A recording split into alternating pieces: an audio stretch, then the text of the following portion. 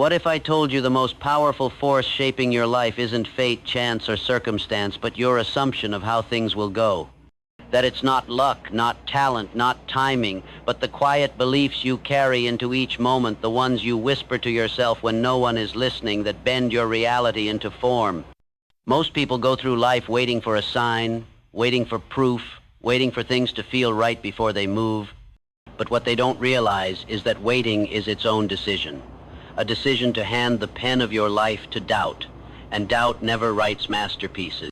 The truth that most men never learn until it's too late is this: your life bends to your expectations. The world responds not to what you hope for, but to what you assume. The man who assumes everything is against him will find enemies in every corner. The man who believes nothing ever works out will unknowingly sabotage every opportunity. But the man who walks like everything is aligning, like the doors are opening, like the outcome is already certain, he commands reality instead of reacting to it. This isn't optimism. This is a weaponized belief system. This is mental warfare, engineered by discipline and driven by vision. Your dominant thoughts, the ones you rehearse in the silence, the ones you carry with you like armor or chains, they become the lens through which you see, speak, and act.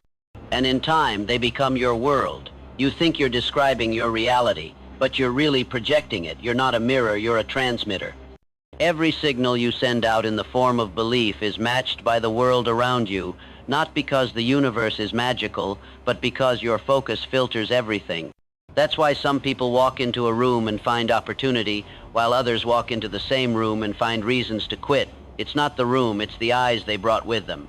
It's not the world, it's the internal script they've been playing on loop since childhood. The world isn't happening to you, it's responding to you. That's why belief is not a luxury. It's not some feel-good fluff. It's a tool, a lever, a furnace that forges your behavior in real time. When you assume everything works out, even in the silence, even in the storm, you walk with a calm that intimidates chaos. You speak with a power that makes noise irrelevant. You stop reacting and start dictating. You become unshakable not because life got easier, but because you got louder, not in volume, but in belief. So the question is not, is it working out? But what if it already is? What if the delay is a detour, not a denial? What if the setback is a setup for the version of you that the dream requires? What if the pain is pruning, not punishment? What if life is happening for you, not to you? You see, your subconscious doesn't argue with you. It doesn't reason or evaluate. It accepts whatever belief you repeat with emotion. If you tell it nothing ever works out, it says, understood, and begins reshaping your lens to make sure you only notice what validates that belief. Suddenly, your vision is hijacked, your opportunities are filtered, your energy is drained not because the world changed, but because your mind decided what to look for. But the opposite is just as true. Tell your mind, everything is working in my favor, and it will begin seeking confirmation. Not because of magic, but because that belief changes how you show up. It rewires how you handle pressure. It alters how you bounce back, how you carry yourself, how long you hold the line. You see patience where others see punishment. You find patterns where others see problems. You act like the outcome is guaranteed, and that alone makes you magnetic. Confidence doesn't come from having all the answers. It comes from having one belief that's stronger than your doubt. I was built for this. And when that becomes your baseline, life stops pushing you around. You stop flinching. You stop waiting for permission. You become dangerous, not reckless, but relentless. You become the kind of man who walks into the storm and doesn't ask if it's going to pass because he's already decided that it will, and if it doesn't, he'll walk through it anyway. That kind of certainty cannot be given. It must be forged. And it starts the moment you stop assuming the worst and start assuming alignment, even in the mess.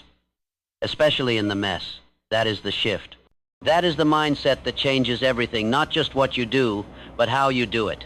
You don't hustle from fear anymore, you build from faith. You don't panic in the waiting, you prepare. You don't hope the doors open, you assume they're already swinging wide. This is the posture of power, when you walk like it's done. When you build like the foundation is solid, even while the dust is still in the air. When you execute like the world is already watching, even if no one sees you yet. That's not delusion. That's leadership. And leaders lead from belief, not evidence. They don't react to circumstances. They shape them. They decide what they want to see, and then they act like it's already real. That's the difference between the man who folds at the third setback and the man who becomes a legend. One is waiting for life to prove itself. The other is proving himself to life. So the next time the silence feels loud, the next time the wait feels endless, the next time your plan falls apart in your hands, remember this: it's not the circumstances that matter. It's the assumption you bring to them. You can interpret the storm as a reason to shrink, or you can assume it's part of the path. Because when you assume that everything is working, even when nothing looks like it, you move with a force the world cannot ignore. And soon, it aligns. Not out of obligation, but out of recognition. It meets the man you've already decided to be. You do not wait to see it, you become it. You do not beg for signs, you act as one. That is the discipline of those who bend the world with their vision. They don't move when it's convenient, they move like the outcome is inevitable, because they've decided it's already done. Before the applause, before the results, before the doors open, they walk like the path is paved. Not because they're delusional, but because they understand the law of cause and effect begins with belief and ends with manifestation. Most men stall at the starting line, frozen by what-ifs, scared of being wrong, too timid to move without proof. But proof is not the beginning of greatness. Proof is the reward of those bold enough to act in its absence.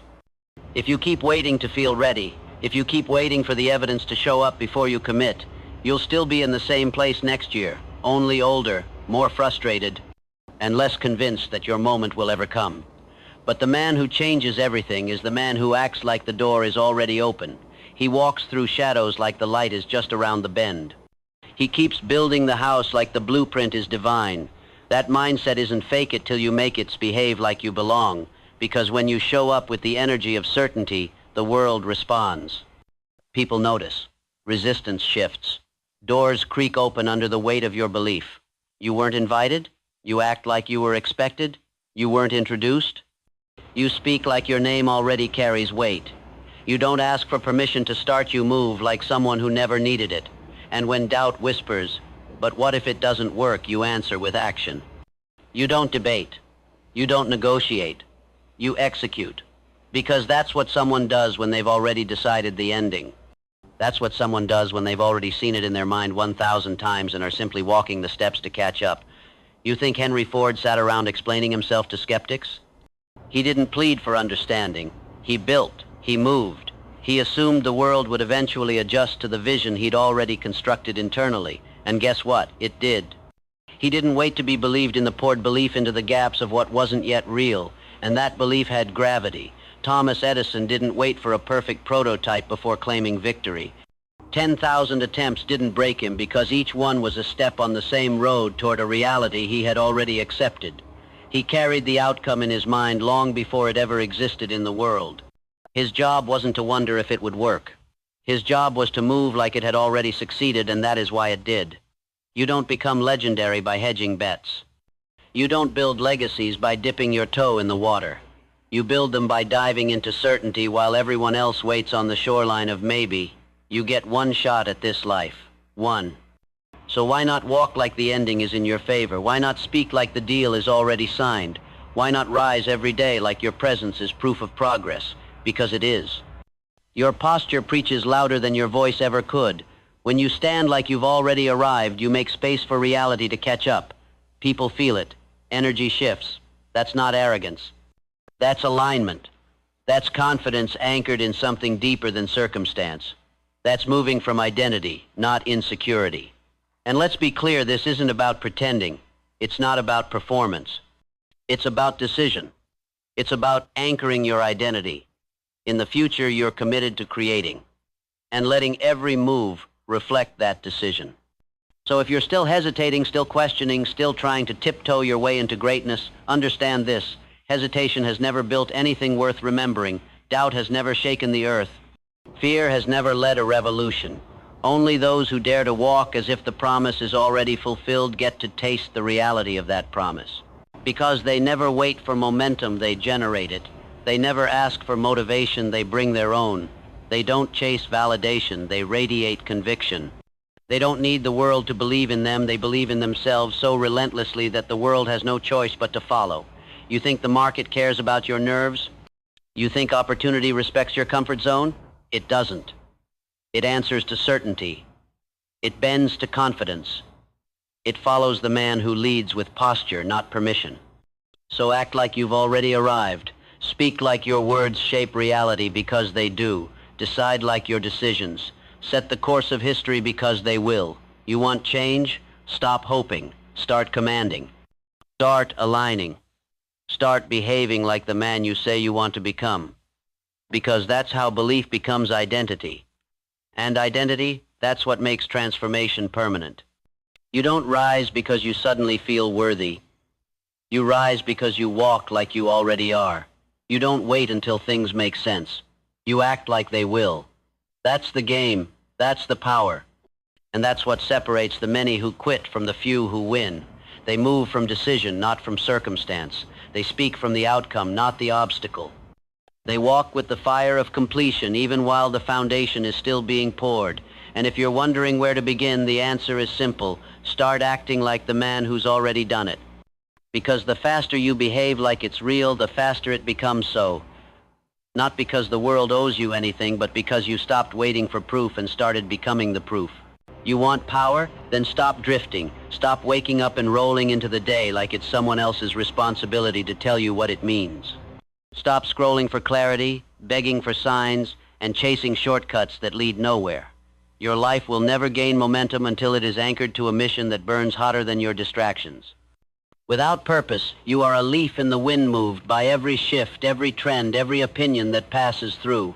You chase novelty. You confuse motion with progress. You build halfway and wonder why nothing stands.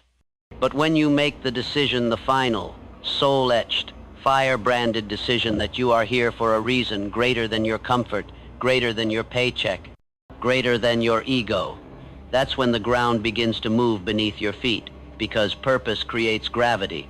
It pulls your thoughts into focus. It pulls your habits into alignment.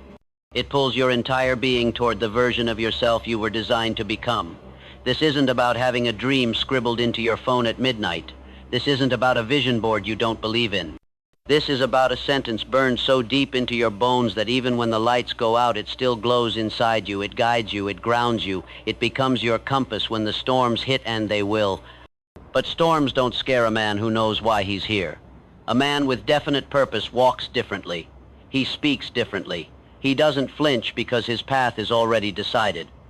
He doesn't fold because his mission isn't negotiable. His time isn't up for auction. His energy isn't rented out to mediocrity. Every step bends toward the target. Every action bleeds intention. And every sacrifice becomes sacred when it's made in service of something greater than self-preservation. Henry Ford didn't rise because he wanted wealth. He rose because he made a decision to revolutionize transportation. That was his aim, and the world adjusted to his decision. Charles Schwab didn't build empires by guessing his way forward. He knew what Carnegie needed. He knew what he wanted to build, and that clarity made hesitation impossible. People followed not because he demanded it, but because his purpose made doubt irrelevant. Abraham Lincoln didn't drift into greatness. He made a declaration, not to the world, but to himself. A line in the sand that said, "This is who I am. This is what I do, no matter the pressure, no matter the cost." And that's what you need now, not inspiration, but a sentence. One sentence. Not 10, not a paragraph, not a brainstorm of vague goals. One sentence that tells the truth about who you're here to become and what you're here to build before your time is up. If you don't have that, nothing else will hold. No system, no schedule, no motivational video. Because when things get loud, and they will, you'll collapse without a why that is louder than your excuses. But when you write that sentence, when you speak it every morning with conviction, when you write it every night with reverence, when you rehearse it until it drowns out every whisper of fear, then you start to walk with power. Because now, you don't need to be told what to do. You already know. You don't envy other men's paths. You're locked into your own. You don't fear failure because you understand it's part of the process. Every loss becomes a lesson. Every detour is just another angle toward the same destination. When your life bends toward one thing, one unshakable mission, clarity becomes your default. Time begins to bend in your favor. The noise fades, not because it stops, but because you've stopped listening. Your standards rise, your circle tightens, your habits sharpen. You don't ask, what should I do today? You command the day to serve the mission. Your diet, your reading, your conversations, every piece of your life starts to orbit around that one sentence. And from that orbit comes immunity, spiritual immunity. Immunity to doubt, to comparison, to shiny distractions. Not because you're perfect, but because you're focused. Because the flame inside you burns hotter than the static outside of you. You stop apologizing for being driven. You stop shrinking to make others comfortable. You stop waiting for the perfect moment because you realize you are the moment. When you own your purpose, you stop looking for green lights. You become one. And here's the secret nobody tells you. Once you commit, once you truly commit, everything else gets easier. Not because the path gets smoother, but because you get stronger. You stop entertaining the man you used to be. You stop negotiating with your lesser self. You burn the backup plans. You destroy the distractions. You clean the mental clutter. You protect your mind like a sacred battlefield because it is. You don't leave the door cracked for your old self to crawl back in. You close it. Lock it, burn it, because purpose demands a new identity. One that moves, speaks, and thinks like the man who's already on mission.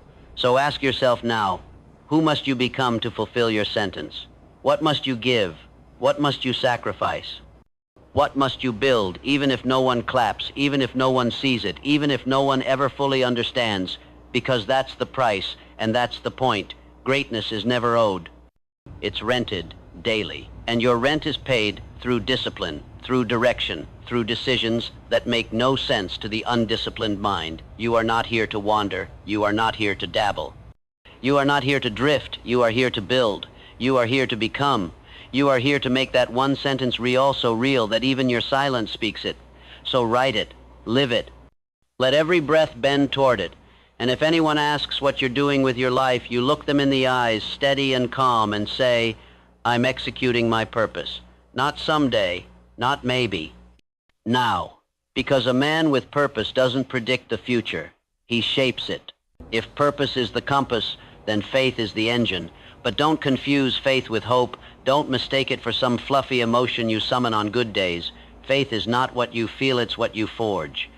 It's not a mood, it's not passive. Faith is not something you wait for like weather. It's something you build like muscle, rep by rep, act by act, word by word, until your doubt is forced to sit down and stay silent. Faith isn't the absence of fear. It's the volume you give to courage in spite of it. Most men wait for evidence before they believe. Most men sit on the sidelines of their own lives, checking the horizon for a sign, praying for the green light that never comes. But the man who rises, the man who rewrites everything, is the one who acts in advance of proof. He doesn't need confirmation. He moves like it's already done, because he understands a law that separates the builders from the beggars. Belief is not reactive, it is proactive. It doesn't arrive. It is installed. And like anything installed, it must be reinforced daily. That's why repetition is not optional, it is essential. Your subconscious doesn't accept truth because it's true. It accepts it because it's repeated.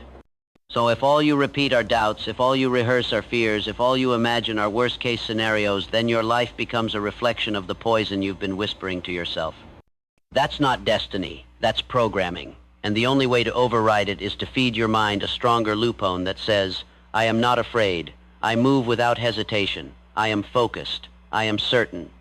I am becoming the man I was born to be. Say it once, and it's a spark. Say it every morning for 90 days, and it's a circuit. Speak it until it stops sounding like motivation and starts sounding like your voice. Because that's the goal, not just to feel stronger, but to become it. Not to get hyped for an hour, but rewired for life. You do not need louder music. You need deeper roots. You need to become so grounded in belief that not even the loudest chaos can shake your clarity. Thomas Edison didn't create the light bulb because he got lucky. He created it because he assumed its existence before anyone else saw it. 10,000 failures didn't kill his belief because his faith was already forged. Every missed attempt was another layer, another rep, another brick in the structure of certainty he built inside himself. That's why it worked. That's why he endured. He wasn't inspired. He was resolved. And resolve is born from repetition. You don't build faith in the spotlight. You build it in the shadows when no one's watching, when the results haven't come, when it's just you and the grind and the quiet war inside your own mind. You earn faith by following through when it's hard. You reinforce it every time you keep your word, especially when no one else would have noticed if you quit. Every early morning, every extra rep, every quiet moment where you choose discipline over comfort, those are the bricks. That's the construction. You don't find faith, you build it. And here's the part most people miss. Faith doesn't feel loud. It's not fireworks and fanfare. It's steady, it's silent, it's calm. Faith doesn't scream for attention, it walks into chaos without blinking. It says, I don't need to feel ready, I am ready, because I said so. It moves like a man who doesn't need evidence because his identity is already built, and identity is everything. Because your behavior always bows to your self-image. You will never outperform the man you believe yourself to be. So the question is not, can I do it? The question is, who do I believe I am? Every time you take action in alignment with the man you're becoming, you earn a deeper level of trust in yourself. And that trust, that's what becomes confidence. That's what makes your presence unshakable. But confidence doesn't descend from the sky, it rises from within. It grows from the words you speak in private. It strengthens every time you visualize the outcome and then act like it's already unfolding. That's why auto-suggestion isn't a gimmick, it's a weapon. It's how you hijack your old programming and replace it with identity by design. You speak the truth until it silences the lie. You say it even when you don't feel it, especially then. You don't need to believe it right away. You just need to repeat it until belief becomes unavoidable. That's how the mind works. It doesn't respond to what's true. It responds to what's familiar. And if failure has been your most repeated story, then faith will feel foreign until you repeat it more. The loop always wins, so you make your loop louder, clearer, sharper. You say, I don't beg for clarity, I generate it. I don't ask for power, I act with it. I don't fear resistance, I build faith through it. And then you prove it not with feelings, but with follow-through. Because every time you take a step without proof, you create the very evidence you were waiting for. That's the paradox. Faith doesn't follow results, results follow faith. And fear waits. Fear calculates. Fear scrolls. Faith builds. Faith moves. Faith walks into the room like it owns it, not with arrogance, but with authority. Because the man of faith understands something most never will.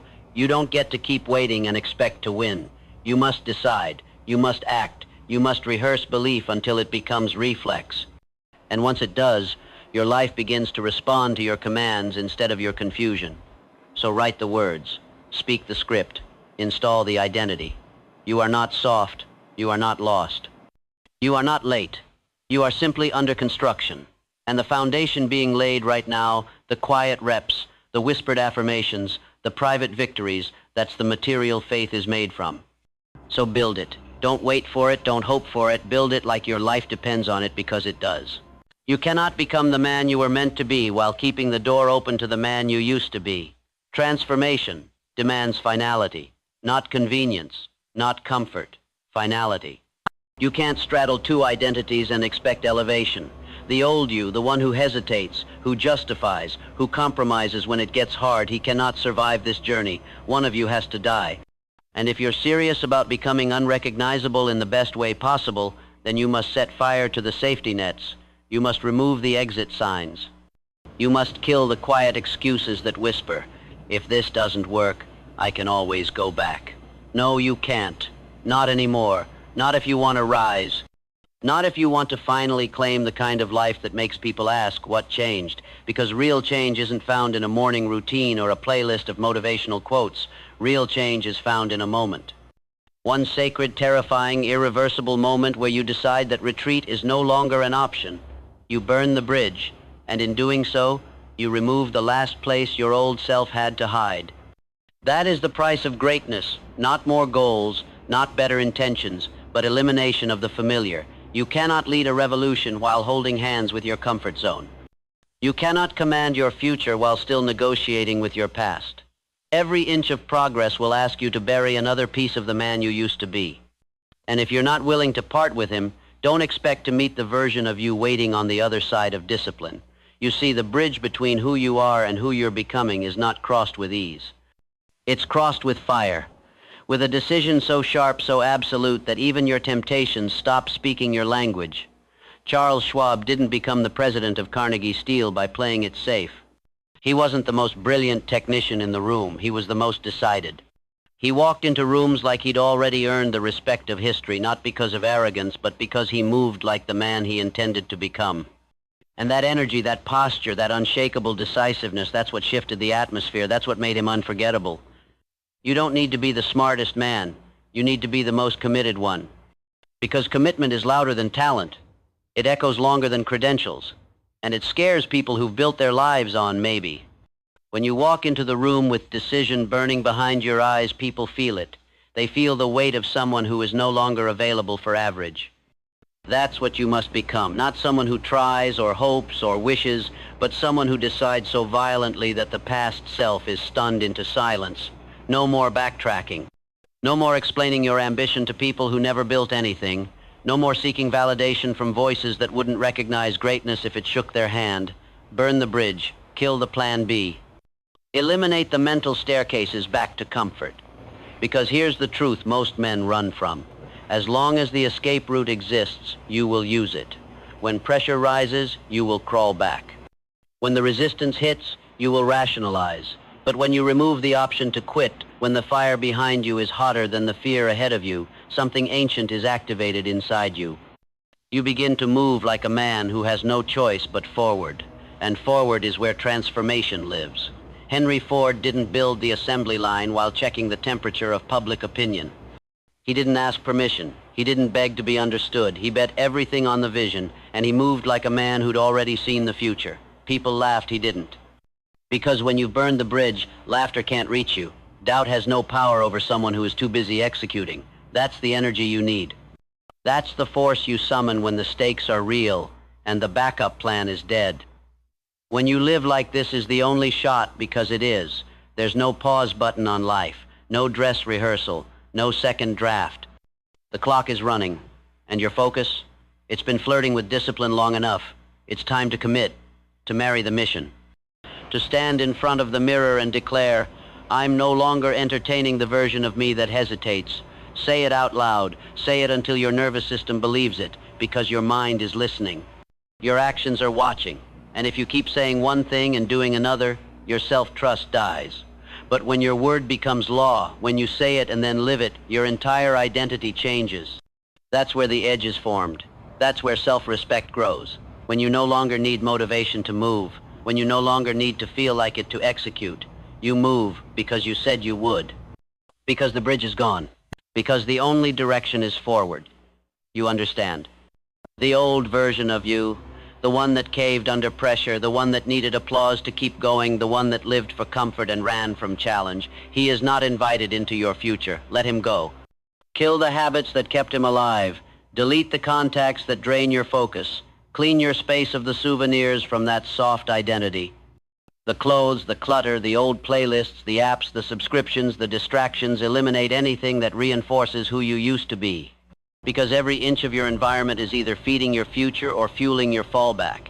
And if you're serious about this, if you truly want to rise, then start by removing the staircase that leads back down. Let them call it extreme. Let them say you're obsessed.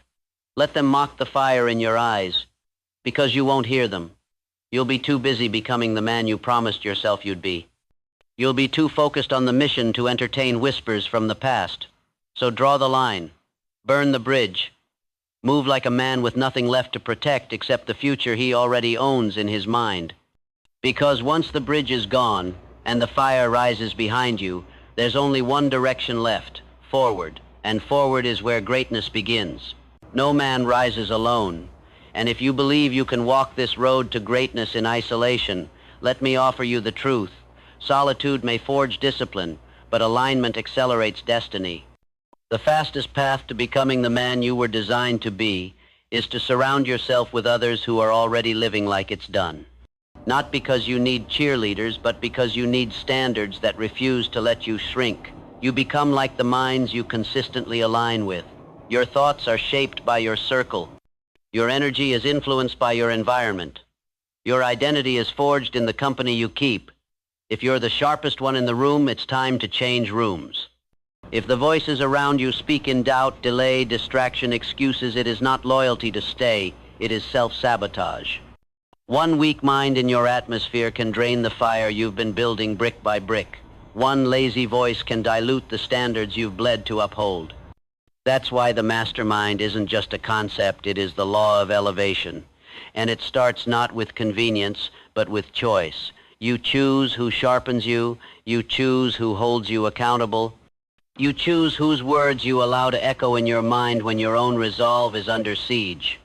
Andrew Carnegie credited his fortune not to capital, not to charisma, but to the power of the mastermind, a select circle of men who didn't just talk about vision, they embodied it.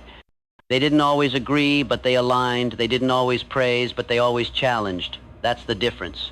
You're not looking for comfort, you're looking for pressure. Steel sharpens steel, and if you're surrounded by men who settle, who entertain doubt, who laugh at discipline, and glorify mediocrity, then you will never hear your higher self over their noise. But when you build a circle of fire, when your closest allies speak clarity instead of confusion, vision instead of comfort, action instead of hesitation, then everything changes. Momentum multiplies. Focus compounds. Your own voice gets louder because it's being echoed by men who live in the same frequency. That's what a real mastermind does. It amplifies certainty and eliminates compromise. It doesn't include the gossipers, the excuse makers, the critics with no credentials. It is not for everyone. It is for the builders, the obsessed, the men who wake up with the mission burning so hot inside them they don't need reminders, only reinforcement. Find one aligned voice. One man who lives with fire in his chest and clarity in his steps. Lock arms, speak weekly, share targets, push standards higher, and then add another and another, until your circle becomes a system, a gravitational force so intense that distraction cannot survive inside it. That's how dynasties are built. That's how history is shaped. Ford didn't build alone. Edison didn't invent in silence. Rockefeller didn't rise in isolation. They forged alliances of the mind. They selected minds that challenged and refined and multiplied their momentum. They didn't seek approval, they demanded alignment. They didn't chase consensus, they curated power, and you must do the same. If you want to walk into a room and feel the pull of purpose in every direction, build it. Create the environment where your ideas are held to the fire, where your excuses are burned before they leave your lips. Where your potential isn't praised, it's expected. Because here's what most men don't understand. The right conversation with the right man at the right time can change the trajectory of your entire life. One aligned discussion can unlock what 10 years of lonely striving never could. That is the power of perspective. That is the compound effect of accountability. That is the leverage of proximity to greatness. But it only happens by design. So look around. Who are you listening to? Who do you let shape your vision? Who do you allow to speak into your identity? If their life isn't one you would trade places with, then their advice isn't worth hearing, period. That may sound harsh, but precision is required at this level. Your future does not have time for confusion disguised as community. And here's the rule you must etch into your mind. If a man doesn't feed your vision, he bleeds it. So release what drains. Remove what distracts. Eliminate what softens. Then replace it with presence, fire, and focus. Be around men who are harder on themselves than the world could ever be. Men who don't make room for maybe. Men who live as proof that the standard is not fiction, it's fact. If you can't find them, become one. And when you do, others will rise to meet you, or they'll fall away. Either way, clarity increases, noise fades, results accelerate. Because when your environment supports your elevation, your evolution becomes inevitable. This is not about comfort. This is not about community for the sake of connection. This is about alignment for the sake of impact. It's about building a circle so strong, so intentional, that failure becomes difficult. So declare it now. I build with minds that match my mission. I align with voices that sharpen, not soften. I rise by association because my circle reflects my standard. Then take action. Set the weekly calls. Declare your targets. Speak your commitments out loud, and dare the men in your circle to hold you to them. This is the forge. This is the battlefield. This is where excuses die and kings are crowned. No more lone wolf mentality. No more quiet struggling. If you want to go far, align. Because the man who aligns his mind with the right ones multiplies his mission and bends the laws of success in his favor. There is a sacred law of achievement, one that most men never grasp because they wait their whole lives for permission.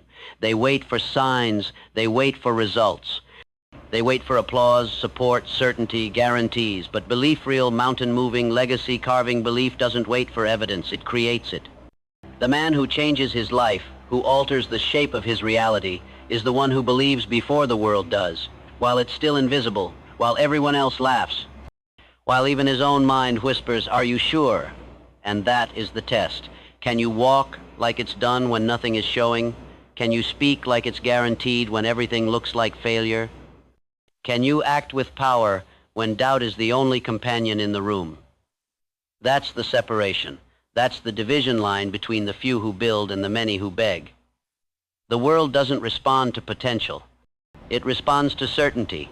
You don't get to wait until the conditions are perfect. You decide they are perfect now because you're ready to bend them to your will. Abraham Lincoln didn't know how the war would end. He didn't have clarity of outcome, but he had clarity of principle. That's what fueled his decisions, not data, not popularity, not outcomes principle. He knew that freedom had to win. And even if the road cost everything, he would walk it. That's belief before evidence. Henry Ford didn't wait for a market. He believed in his vision so completely, he forced the market to exist. His certainty bent the world. It wasn't magic, it was mental construction. The image of success was already built in his mind. The factory, the product, the process done. All he had to do was act like it. That's the blueprint. You act as if it's already unfolding. You speak as if the breakthrough has already happened. You wake up and train, build, execute like the momentum is waiting outside your door. Because it is, but it only shows itself to the man who walks in certainty, not the one who walks in search of validation. Here's what you must understand. Your subconscious doesn't need facts, it needs repetition. It doesn't respond to what's true, it responds to what's familiar. And if you've spent the last decade repeating, "I'm not ready, I'm not enough, what if I fail?" then your life has no choice but to follow those instructions. But when you flip the script, when you start speaking belief with fire, with authority, with consistency, your entire nervous system begins to rewire, your identity begins to transform. Not by chance, but by design. Most people don't fail because they lack potential. They fail because they rehearse hesitation. They let their imagination be hijacked by fear, by delay, by the idea that proof must come first. But belief is motion. Belief is an act. Belief doesn't ask for proof, it produces it. Every time you take a step into the unknown, every time you invest without guarantee, every time you show up when quitting would be easier, you're not gambling, you're signaling. You're telling the universe, "I'm already him," and the universe doesn't ignore alignment. It may delay it, it may test it, but it will respond. Because the world follows men who move like they've already won. Not out of arrogance, but out of conviction. This is not positive thinking. This is identity engineering. This is commanding your future with presence and posture and action. This is repeating your vision until your biology obeys it. That's why daily repetition matters. That's why affirmations are not cheesy, they are construction. You're building neural architecture, carving out new pathways of belief, not so you can feel good, but so you can become the man who no longer needs to feel good to move. Because real belief doesn't depend on feelings, it creates them. You speak it until you feel it. You act it until it becomes instinct. You rehearse the identity until doubt has no foothold. So declare it now. I don't wait for belief. I build it. I don't ask for permission. I walk in purpose. I don't move when it's easy. I move because it's mine. You say it until your bones accept it as law, because once the identity is installed, action becomes automatic. You don't rise by emotion, you rise by decision. And that decision, it's already waiting for you to catch up. The image of your future, it already exists. You're not creating it, you're aligning with it. Every time you rise early, every time you choose discipline, every time you speak with fire in the dark when no one's watching, you move closer. And eventually the world has no choice but to see what you've already seen for years. That's what happened with Edison. That's what happened with Carnegie. That's what happened with Schwab. They didn't wait to be celebrated. They didn't beg for certainty. They moved again and again until the world couldn't ignore what they built. And you must do the same. Stop checking the scoreboard. Stop waiting for signs. Stop asking if it's working. Assume it is. Believe it is. Move like it is. Because belief before evidence is not fantasy, is the force behind every fortune. It is the birthplace of every breakthrough. It is the silent roar behind every man who was once underestimated. So here's your instruction. Speak the outcome, move with its weight, act like the camera is already rolling, not for show but for signal, because belief is the first brick in every empire, and you must lay it before anything else can be built. There comes a moment when you must stop circling your potential and claim it not with hesitation, not with half-hearted hope, but with final, irreversible decision, because nothing changes until you do. Not your routines, not your results, not your reality. Your environment bends to the force of a made-up mind. Until that happens, you will drift, you will dabble. You will flirt with transformation like it's a hobby instead of waging war against the version of you that's been stealing your future one passive day at a time. You don't drift into greatness. You don't wander your way into legacy. You decide your way there definitively, absolutely, without apology. But here's what most men don't understand. Indecision is not neutral. It is decay. Every time you hesitate, you invite doubt. Every time you say maybe, your energy leaks. Every day you delay, your conviction fades, your edge dulls, and you make space for the old self to return with his quiet, comfortable lies. Let's wait. Let's see. Let's get more information. Number, decide. Decide now. Decide like everything depends on it, because it does. Your identity is built on decisions, not intentions. You become who you are through the promises you keep with yourself and the ones you break. So if you're still undecided, that's not a scheduling issue, that's an identity crisis. Decide who you are, and the path reveals itself. The habits arrange themselves. The clarity you've been waiting for arrives like a soldier obeying orders. Because clarity does not precede, decision clarity is the reward for decision. Look at every man who ever carved his name into the walls of history, and you will find not just talent, not just strategy, but terrifying, unwavering finality. Carnegie didn't build an empire by exploring every option. He built it by choosing one mission and moving with such certainty that the world had no choice but to align. Ford didn't survey the marketplace for approval. He made the decision that revolutionized an industry before anyone believed. He didn't revise it, he forged it. Schwab didn't rise by being the smartest in the room. He rose by carrying himself like the man already at the top, and the room eventually caught up. That's the law. The world follows the man who walks in decision. And decision is not a feeling, it's a standard. You set it, you protect it, you move from it, even when fear is screaming for a seat at the table. Because fear thrives in indecision. It multiplies in hesitation. It grows louder in delay. But the moment you decide, truly decide, fear begins to die. Because now your energy is directed, your will has focus, your life has spine. This is what separates the builders from the watchers. This is what defines the man who leads from the one who follows trends. A final decision builds pressure, and pressure builds character. You stop negotiating with your goals. You stop checking for applause. You stop asking for second opinions from people who never had the courage to choose for themselves. And in that moment, everything changes, not just externally, but internally. Your subconscious recognizes that this is no longer a suggestion, it's a command. And from there, your actions bend, your voice sharpens, your walk stiffens with the weight of authority. This is why most men never rise, not because they lacked vision, but because they refused to choose. They kept the back door open. They carried escape routes in their pockets. They said, I'll try, instead of I must. But you're done with almost, done with someday, done with the mental clutter of contingency plans. You understand that a man cannot serve two masters, his future and his fallback. One must die. So let it be the fallback. Let it burn.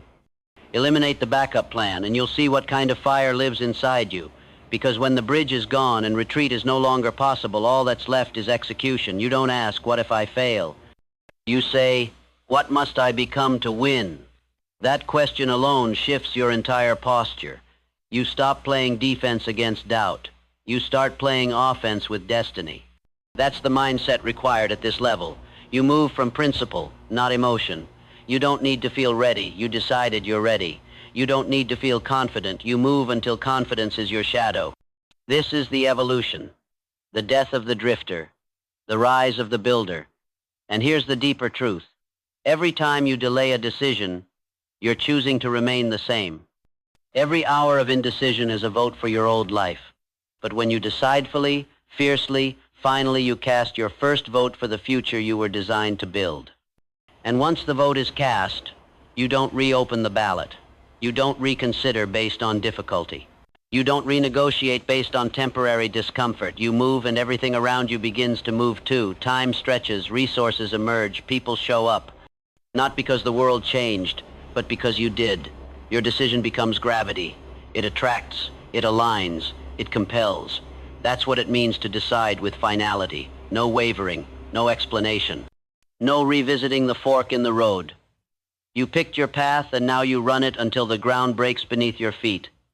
That's how you lead. That's how you rise. That's how you become the kind of man history whispers about long after his body returns to dust. So, decide. Decide today. Decide now. Say it out loud. I no longer delay. I no longer drift. I no longer entertain versions of me that hesitate. I decide with fire. I execute without excuse. I am unshakable because I said so. Speak it until it sounds like your truth. Live it until the world reflects it. Because the man who decides once and never looks back is the man the world can't stop. There is a sacred path few men walk, not because it's hidden, but because it's empty. It's called the extra mile. And though every man has heard of it, most will never travel it, not because they can't, but because they won't. Because the extra mile requires effort without applause, discipline without recognition. It asks you to give more than you're paid for, more than you're thanked for, more than anyone expects, and do it consistently. But here's the law. The man who gives more than he's paid for will soon be paid for more than he gives. The world may not notice at first. No one will cheer you on the first time you stay late, the 10th time you fix something no one else saw, the 100th time you choose excellence when average would have been enough. But the scoreboard is always running. The universe keeps score in silence, not of your hours, but of your initiative, not of your titles, but of your output. And the man who consistently goes beyond in silence, in private, in moments no one sees, becomes unignorable. That is where legacy is built, not in the spotlight, but in the shadows of extra effort. Andrew Carnegie started in a telegraph office. No one asked him to memorize rail routes. No one required him to read and write Morse code fluently, but he did. He didn't wait to be told. He didn't ask what the bare minimum was. He asked, "What else can I give?" And that question transformed a poor boy into one of the wealthiest men who ever lived. The marketplace didn't reward him for potential. It rewarded him for value, and value is determined by what you do that others don't. That's the truth. Most men are looking for shortcuts. They ask what's the least they can do to get by. But the builder, the architect of destiny, he's asking the opposite. How far can I go before anyone even notices? Because he's not playing for applause, he's playing for mastery, for legacy, for the kind of internal power that cannot be bought or gifted, only earned. And the place you earn it is the extra mile. That's where the edge is carved. That's where the man who used to be ordinary becomes impossible to ignore. You sharpen yourself when no one's watching. You deliver excellence when mediocrity is accepted. You take ownership of problems you didn't cause, and you fix them anyway. You show up early. You stay late. You go deeper. You stretch farther. Not for likes, not for followers, but because that's who you are now. That's the identity. That's the man the world starts to call on when it matters most. And the more you live there in that empty, unforgiving, quiet stretch of road, the more power you accumulate. Quiet power, stable power, the kind that outlasts trends and critics and distractions. Thomas Edison didn't stop at failure number 100. He didn't stop at number 1,000. Over 10,000 prototypes, and he kept going. Why? Because he wasn't attached to immediate reward. He was attached to result. He didn't demand guarantees. He became the guarantee. That's the spirit of the extra mile. You don't act only when it's easy. You act especially when it's not. You don't deliver when you're asked. You deliver when no one expects it. That's how you separate yourself. That's how you go from replaceable to irreplaceable. From average to rare, from capable to called. Most men never experience that shift because they're still waiting for credit. They're asking, when will I be rewarded? Instead of declaring, I am the reward. That's what the man on the extra mile understands. That's why Henry Ford didn't just invent a car, he redefined how cars were built. He didn't settle for what worked, he asked what was possible. He pushed boundaries. He created systems no one else dared to imagine. Not because he was told to, but because he demanded more of himself than anyone else ever would. That's the mindset. That's the heartbeat of the extra mile. You don't ask what you're owed, you ask what you can give. You don't measure your worth by compensation, you measure it by contribution. And eventually, the world responds. Not instantly. Not always in the way you expected. But it always catches up to the man who outserves, outlearns, and outlasts. So ask yourself, where am I meeting the minimum? Where am I doing just enough to get by? And then ask a better question. What would it look like if I gave 20% more not once, but every day? What if I improved one extra detail no one else would notice? What if I pushed one extra rep, added one extra call, polished one extra paragraph, solved one extra problem daily without needing to be told? You'd become unstoppable, not because of a title, not because of talent, but because your standard is so far above the pack. You become the new baseline everyone else is measured against. And you don't do it with noise. You don't announce your extra effort. You live it. You build it into your DNA. You bake it into your identity until it's no longer something you do, it's who you are. I go the extra mile because that's where greatness begins. Say it, then prove it. Because the truth is the extra mile is lonely, but that's what makes it powerful. That's why it's sacred. Few travel it, fewer stay on it. But the ones who do, they own everything at the end of it. You may have power, you may have knowledge. You may have forged your discipline in silence and carved your name into your routines with steel, but if your presence repels, if your energy creates resistance instead of movement, you'll never rise to your full capacity. Because the truth is this, greatness is not just about what you build, it's about who you become in the process. And no man builds an empire alone. No king commands loyalty with talent alone. The man who truly becomes magnetic is the one who understands the subtle, invisible, unstoppable force of a pleasing personality. Not flattery, not performance, not fake charm. A cultivated energy rooted in authenticity, powered by presence, guided by strength. This is the trait behind every man whose name opens doors long before he arrives. The pleasing personality isn't soft, it's precise. It's the energy that walks into a room and shifts the atmosphere without needing to shout. It's the way you speak with calm authority, not volume. It's the way you listen with true presence, not distracted politeness. It's the way you remember names, acknowledge effort, elevate others with your attention rather than dominate with your ego. This is a discipline, and like every discipline, it's earned. Andrew Carnegie understood this better than anyone. He didn't become one of the wealthiest men in history because he barked orders. He listened. He praised. He built men, not just steel. His power was not in intimidation. It was in invitation. He made people feel seen. That's not weakness. That's leadership. Charles M. Parton Schwab, though not a technical genius, rose to the top because of how he made others feel. He smiled often. He made people feel important. He spoke with conviction, never hesitation. His presence multiplied performance. He didn't need to coerce greatness. He inspired it. That's the secret. When you carry a pleasing personality, people move for you, not against you. They want to be near your energy because it uplifts them, sharpens them, reminds them of who they could be. In a world full of noise, argument, bitterness, and ego battles, the man who carries himself with calm confidence stands out like a lighthouse in a storm. So let me ask you directly, when you speak, do others feel stronger or smaller? When you enter a space, do you bring gravity or static? Are you the kind of man people remember for how he made them feel, or just how loudly he spoke? This matters. Because in the long game of influence, presence is power. But presence is not just a look. It's not how you dress, it's how you hold yourself. It's not about being loud, it's about being clear. It's not about impressing, it's about impacting. And it starts with your tone. Speak with intention, not insecurity. Speak with rhythm, not rush. Let your voice match the certainty of your identity. Then check your facial expression. A calm face is a mirror of a calm spirit. Your eyes should say, I see you. Your presence should say, you're safe here, but I will not tolerate mediocrity. That is balance. That is strength. That is the mark of a man who leads with gravity instead of gimmicks. And let me be clear, this is not about becoming agreeable. This is not about nodding when you should correct.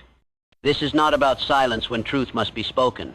A pleasing personality doesn't mean avoiding confrontation. It means handling confrontation without losing control. It means correcting with clarity, not condescension. It means commanding respect without demanding it. And that kind of energy only comes from inner alignment, from a man who has done the work inside himself first. So if you want to be powerful, be likable, not because you need validation, but because likability is leverage. The man who can get people to move through inspiration instead of obligation is the one who will always move faster, farther, and with more allies at his side. And here's the law. People don't follow the most competent man. They follow the one whose energy they trust, the one whose presence gives them peace in chaos, the one who radiates clarity even in uncertainty. That is the pleasing personality. You do not argue. You influence. You do not beg. You build bridges. You do not overpower. You align. And in doing so, you attract everything you're after, not through force, but through pull. This energy is not built overnight. It's built in how you treat the people who cannot help you. It's built in the patience you show when no one's watching. It's built in how you carry yourself on your worst day, not your best. And the man who masters this, who can stand strong, speak light, hold space, and move people, he becomes inevitable. So train this, sharpen it, rehearse it until it becomes your default. Speak less, but when you speak, let every word land with intention. Smile not out of politeness, but from alignment. Move slowly. Don't fidget. Own the space you're in. Make people feel seen. Make them feel like they matter, not because you want something, but because it's who you are. The most powerful man in the room is not the one who talks the most. It's the one who doesn't need to. He's the one others listen to when he finally speaks. Abraham Lincoln mastered this. Even in war, even in crisis, he communicated with strength wrapped in humility. He didn't dominate by volume, he led by presence. Henry Ford didn't surround himself with yes-men. He valued clarity and directness, but never chaos. And that consistency created trust, and trust creates influence.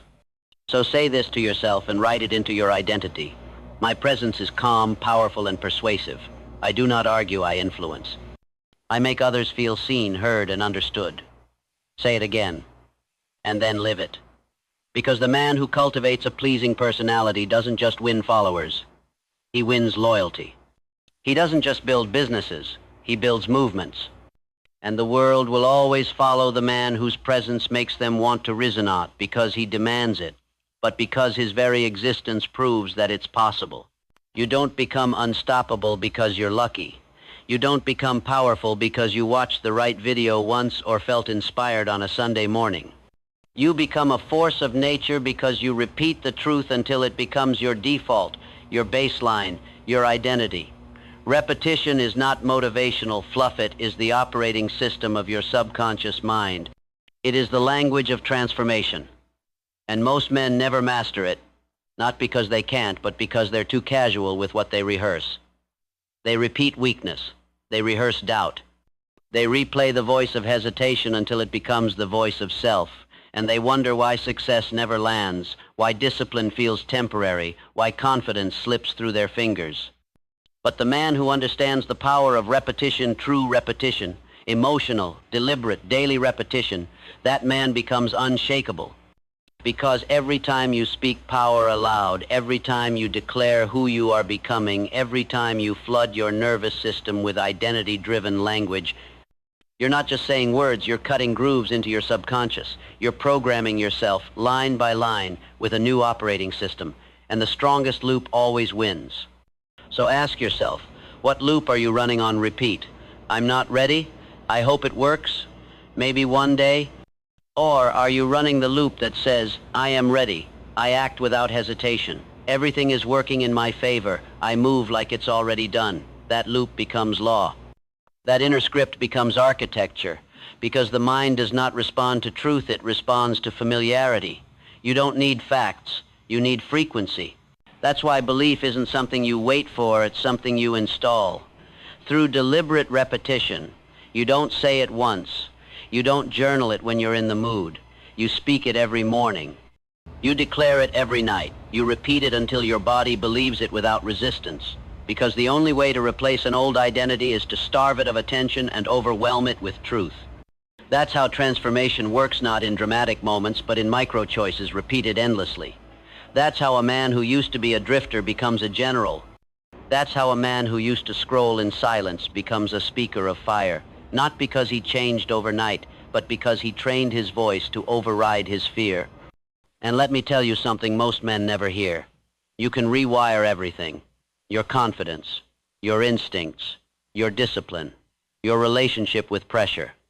Your subconscious doesn't care who you've been, it only cares what you feed it now. You can feed it strength, you can feed it certainty, you can feed it commands that bend your biology toward purpose. But only if you stop being casual. Only if you stop treating repetition like motivation and start treating it like survival. Because it is. Your future depends on the words you repeat in silence. Your results depend on the emotions you practice daily. So build the loop. Build it like a ritual, not a habit, a ritual. Something sacred, something unbreakable. You wake up, and before the noise of the world touches your ears, you speak. I am not afraid. I act without hesitation. I am focused. I am certain. I am becoming who I was meant to be. You don't say it with doubt. You say it with fire. And at first your body won't believe you. The old voice will interrupt. The old you will fight to stay alive. But repetition is the sword that slays the old self. Every time you say it again, you starve your fear. Every time you say it again, you weaken doubt's grip. Every time you say it again, you make the new identity more real. And after 30 days, the voice sounds familiar. After 60, it sounds natural. After 90, it sounds like you. Because it is. You built it, and now you move from it. That's the moment your life starts to echo your words. Because action follows identity. Behavior flows from belief, and belief is born in repetition. That's the formula. That's the path. That's the truth no one teaches, because everyone wants quick. But this isn't quick. This is permanent. This isn't shallow, it's rooted. And if you want to rise, you must rehearse the man you're becoming louder than the world rehearses the man you used to be. This is how you gain control. This is how you install confidence. This is how you kill hesitation, not by hoping, not by wishing, but by speaking power into your bloodstream daily. You say it again, and again, and again, until it sounds like breathing. And once it does, once the old voice goes silent, you no longer try to become him. You are him. You are the man who moves with certainty. You are the man who does not wait. You are the man who walks into every room like he belongs there.